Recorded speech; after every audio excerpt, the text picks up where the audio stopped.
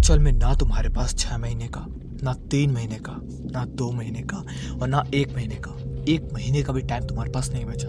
और तुम में से काफ़ी ऐसे बच्चे हैं जिनका सिलेबस अभी तक स्टार्ट नहीं है और सोच रहे हैं कि यार प्री बोर्ड कंडक्ट होने वाला है, यार पेपर नज़दीक आ चुका, मैं क्या करूँ यार। एक ऐसे सुनो मेरी बात, अगर तुम अभी के टाइम पे ये सोच रहे हो कि मैं कुछ स्कोर नहीं कर सकता तो ये तुम्हारी सबसे बड़ी मूर्खता है। और अगर तुम ये सोच रहे हो कि मैं अभी के टाइम पे 95% स्कोर कर जाऊंगा तो ये भी तुम्हारी सबसे बड़ी मूर्खता है, क्योंकि दोनों कंडीशन में बच्चा मेहनत करने को नहीं तैयार है। मैं तुमसे कहता कि 1 महीने पहले तुम अपने सिलेबस को कंप्लीट करना है, तुम लोग तब भी नहीं कर पाए। अभी के टाइम पे तुम्हारे पास इतना कम टाइम बचा है कि तुम भाई एक्चुअल बता रहा हूँ तुम्हें, अभी के टाइम पे हार्ड वर्क काम नहीं आएगा, बिल्कुल काम नहीं आएगा। अभी काम आएगा सिर्फ और सिर्फ स्मार्ट वर्क।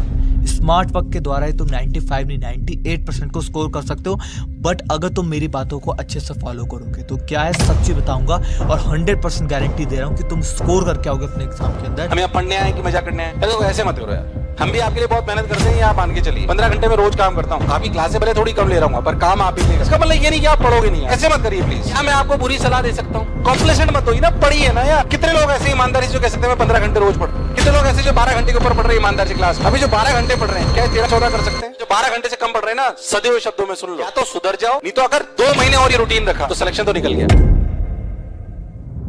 तो सबसे पहली बात, चूज योर गोल्डन आवर्स। ये सबसे पहला पॉइंट है और सबसे ज्यादा इंपॉर्टेंट है। अपने गोल्डन आवर्स को पहचानो। अगर तुम इन गोल्डन आवर्स को वेस्ट कर जाते हो एक दिन के अंदर, 75% तुम अपने टाइम को वेस्ट कर चुके हो। चाहे वो 2 घंटे का हो, चाहे वो 3 घंटे का हो, इससे ज्यादा का गोल्डन आवर्स नहीं होता। बट बच्चों को पता ही नहीं है तो निकल जाता है। निकलने के बाद 75% दिन का उनका समय एक्चुअल में निकल गया, मतलब उस दिन पढ़ाई नहीं होने वाली। तो अपने गोल्डन आवर्स को एक्चुअल में पहचानो। ये गोल्डन आवर्स का मतलब क्या होता है? गोल्डन आवर्स का मतलब है जिस टाइम पे तुम्हारा माइंड पीक पर होता है और एनर्जी लेवल तुम्हारा बहुत हाई होता है। कुछ बच्चों के लिए मॉर्निंग हो सकता है, कुछ बच्चों के लिए आफ्टरनून हो सकता है, कुछ बच्चों के लिए इवनिंग हो सकता है, काफी बच्चों के लिए रात का भी समय होता है। तो इस बात को तुम लोग को खुद समझना है कि तुम लोग किस टाइम पे हाईली पीक पर होते हो। और उस टाइम पे सबसे इंपॉर्टेंट चीज, तुम्हारा ब्रेन क्या कहेगा, अभी यार इस समय एनर्जी लेवल ज्यादा है ना, तुमसे गलत काम कराएगा। या तो तुम्हें गंदी वीडियोस दिखवाएगा, तुमसे गंदे काम करा लेगा, या फिर कुछ भी करा सकता है भाई को, मैं खेल कूद गेम इन समय फंसा करके, क्योंकि वो एनर्जी का टाइम है, मन एकदम खुश है। वो टाइम तुम लोग को पहचानना है। सोकर उठने के बाद का जो 2 से 3 घंटे का गोल्डन आवर्स होता है, उसको तुम इंक्लूड कर सकते हो इस प्रोडक्टिव टाइम में। हाँ, सबसे इंपॉर्टेंट टाइम होता है वो। तो अगर तुमने उस टाइम को इसमें इंक्लूड कर लिया, मैं गारंटी के साथ कर रहा हूँ, तुम फट जाओगे, बहुत अच्छे मार्क को स्कोर करके आओगे। अब इसके बाद क्वेश्चन पेपर सॉल्व करो जितना हो सके। भाई प्री बोर्ड कंडक्ट होने वाला है, पूरा सिलेबस आएगा। एनुअल कंडक्ट होने वाला है भाई, उसके अंदर भी पूरा सिलेबस आएगा। तो जितना हो सके, जितने ज़्यादा हो सके क्वेश्चन पेपर को सॉल्व करने की कोशिश करो। जितना ज़्यादा पेपर्स को सॉल्व करोगे उतना ज़्यादा समझोगे। अगर किसी और बोर्ड से बिलोंग करते हो, मुझे नहीं पता कौन सा बेस्ट है, बट अगर सीबीएसई बोर्ड से बिलोंग करते हो, सबसे बेस्ट बता रहा हूँ क्लास 10 के बच्चों के लिए PW का सैम्पल पेपर है, जिसको तुम बाय कर सकते हो और ज़रूर बाय करना, क्योंकि इसके अंदर तुम्हें 15 सैम्पल पेपर, इजी कौन सा होगा, मीडियम कौन सा होगा, हार्ड कौन सा होगा, तीनों अलग से इंक्लूड है। चीट शीट मिल जाएगी। 5 ईयर के एनालिसिस करने के बाद जब तुम इस किताब को बाय करोगे, तुम्हें इसके बहुत सारे फीचर्स पता चलेंगे। और PW के स्टोर से डिस्काउंट के लिए इस कोड का यूज़ कर सकते हो, क्योंकि तुम्हें प्रैक्टिस हो जाएगी कि कौन से क्वेश्चन पेपर के अंदर आने वाले हैं और कैसे मुझे उनको टैकल करना है। तो बाय करना चाहते हो, नीचे डिस्क्रिप्शन में लिंक है, बाय कर सकते हो। अब इसके बाद फोकस ऑन कोर सब्जेक्ट। अभी कोर सब्जेक्ट क्या होता है? कोर सब्जेक्ट होता है आपके वो सब्जेक्ट जो कि सबसे ज्यादा हार्ड है, जैसे कि मैथ, SST, साइंस, इंग्लिश। ये सब्जेक्ट आपके हार्ड हो सकते हैं। इन सब्जेक्ट को तुम्हें किस टाइम पे करना है? जो तुम्हारा गोल्डन आवर्स है, मैंने बताया था ना, वो गोल्डन आवर्स के टाइम में तुम्हें इन सब्जेक्ट को कंप्लीट करना है। बट रुको, ऐसे कंप्लीट नहीं करना। अगर तुम ऐसे कंप्लीट करने का, हो सकता है कि एक ऐसा चैप्टर निकल गया इलेक्ट्रिसिटी। अब इलेक्ट्रिसिटी कंप्लीट करने में टाइम लगता है, लाइट चैप्टर निकल गया, मैं एग्जांपल ले रहा हूँ। अब इन चैप्टर्स को कंप्लीट करोगे गोल्डन आवर्स में, तब भी कंप्लीट नहीं होने वाले, क्योंकि बड़े चैप्टर्स हैं, हार्ड चैप्टर्स हैं।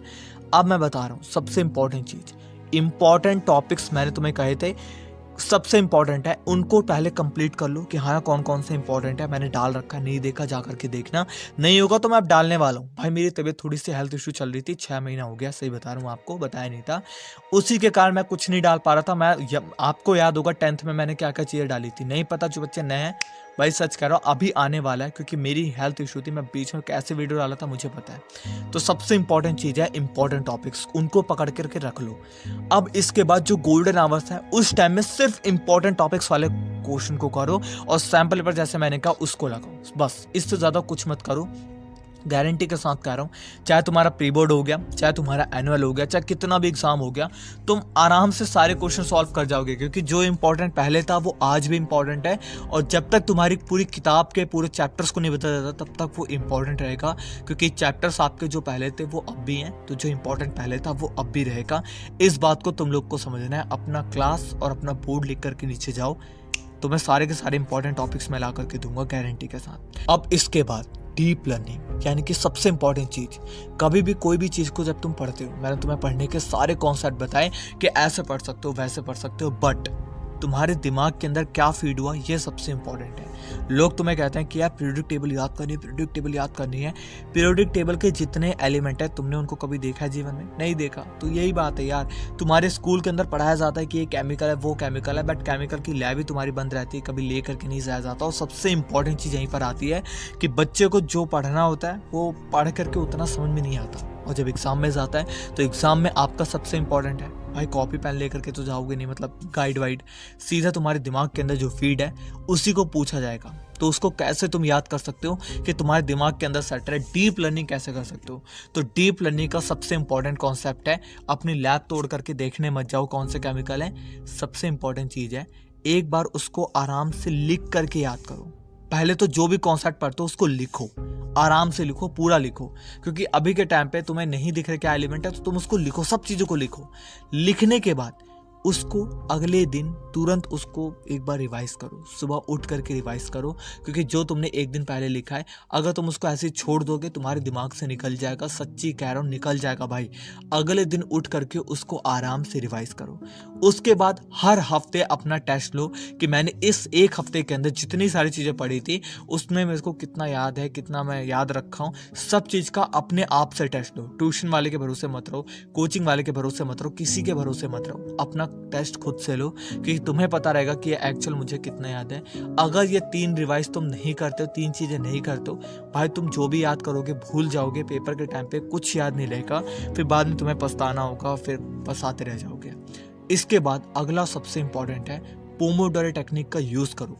अगर तुम्हारे पढ़ाई में मन नहीं लगता, वो नहीं लगता तभी तुम अभी के टाइम पे कुछ सिलेबस को कंप्लीट नहीं कर पाए और तुम्हारी कम परसेंटेज आने की कगार पे तुम आ चुके हो, तो पोमोडोरो टेक्निक का यूज़ करो। सबसे बेस्ट टेक्निक है। इस टेक्निक का यूज़ करते तुम आराम से अपने मतलब डिस्ट्रैक्शन को अवॉइड कर सकते हो। कैसे, मैं बताता हूँ। हो सकता है कि तुम्हारा मन 2 घंटे, 3 घंटे, 5 घंटे लगातार बैठने का ना करे, 1 घंटे करेगा, 1 घंटे भी हटाओ, आधा घंटा करेगा। अपने दिमाग को कह दो, देख भाई तेरे को वीडियो देखनी है, देखियो, तेरे को रील देखनी है, लड़की किसी के कुछ भी देखना है ना, तू देखियो, लेकिन पहले ना मुझे 45 मिनट का टाइम दे पढ़ने का। अगर तू मेरे को फुल फोकस के साथ पढ़वा देता है, उस 45 मिनट के बाद 15 मिनट का ब्रेक दूंगा, उसमें तू जो करना चाहता है वो करे, लेकिन गंदा काम मत करना, मैं आपको कह रहा हूँ हाथ जोड़ के। 15 मिनट के अंदर अच्छे काम करना, कोई अच्छी चीज़ देख लो, कुछ कर लो, बढ़िया सा कुछ गाना वाना सुन लो, बट कुछ ऐसा काम मत करना जो 15 मिनट से ज़्यादा खींच जाए। 15 मिनट को उसको ब्रेक दो, फिर उसके बाद फिर बैठो, 45 मिनट के लिए बैठे, 15 मिनट का ब्रेक दो। ऐसे तुम करोगे पोमोडोरो टेक्निक के द्वारा, तुम्हारा माइंड कहेगा भाई देख वो मेरे को 15 मिनट का टाइम तो दे ही रहा है रिलैक्स करने का, तो 45 मिनट की पढ़ाई कर ले तो फिर 15 मिनट का ब्रेक लूंगा। अगर तुम उसको कहते हो भाई 8 घंटे पढ़ा, वो कहेगा ना बिल्कुल नहीं, मैं नहीं पढ़ रहा। तो ये चीज़ तुम्हारे साथ हो जाती है। अगर तुम इस चीज़ को फॉलो करते हो, मैं गारंटी के साथ कर रहा हूँ, तुम 98 नहीं 99% तक या 100% स्कोर कर सकते हो। तो ये थी आपकी